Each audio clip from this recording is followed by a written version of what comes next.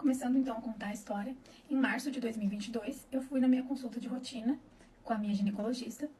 Eu já estava tendo alguns escapes, né, durante um mês, assim, de menstruação, né, que eu achava que era.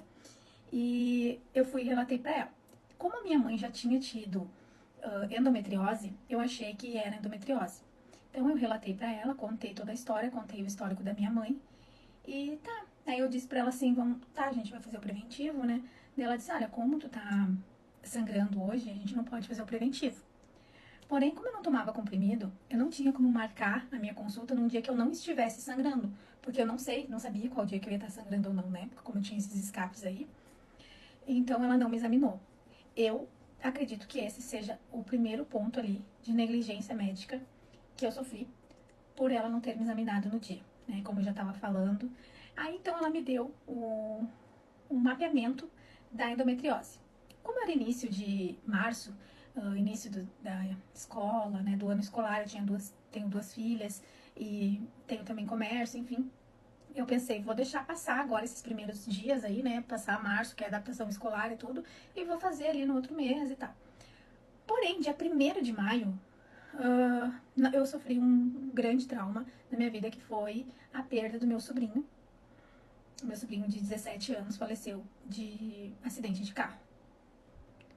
Então eu vim, nessa época eu tava morando no Paraná, eu vim até o Rio Grande do Sul, né? E, né, vim dar um apoio pra minha família, né? Tava sofrendo demais, todos estavam sofrendo demais. E quando eu tava voltando, eu disse pro meu esposo que eu não conseguiria mais voltar para aquele lugar, sabendo que eu ia deixar minha família aqui no Rio Grande do Sul, despedaçada, e eu continuar minha vida lá, sofrendo também. Então eu resolvi vir, dar um apoio pro meu pai, pra minha mãe, pra minha irmã, e voltar pro Rio Grande do Sul. Mais uma adaptação escolar para as crianças, mais uma mudança, então tudo isso, e eu acabei me esquecendo daquela história ali da médica, do exame que eu tinha que fazer e tudo. E eu não fiz o exame porque ele precisava de uma preparação, sabe? Tu tem que fazer tipo uma lavagem intestinal, ele tem uns 2 dias, uma alimentação diferente, por isso que como era ali início de ano eu não queria fazer. Foi por esse motivo que eu adiei ele na época. E aí depois aconteceu tudo isso, eu acabei esquecendo.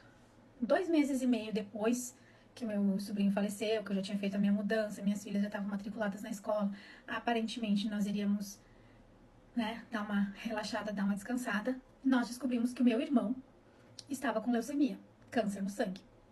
Então, a gente começou toda a peregrinação, né?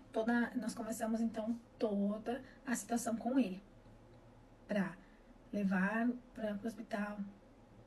Então, a partir dali, né, da descoberta da doença do meu irmão, a gente começou toda a correria, né, com o hospital e tudo, para ele iniciar o tratamento. Então, ele veio para minha cidade, né, fazer o tratamento aqui perto da minha casa.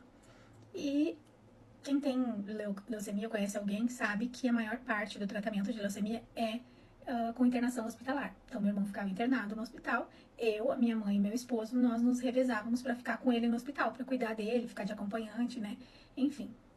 E ali, então, mais ainda que eu acabei esquecendo total, né, da minha situação, esquecendo de mim, e fiquei focada na recuperação e na cura do meu irmão.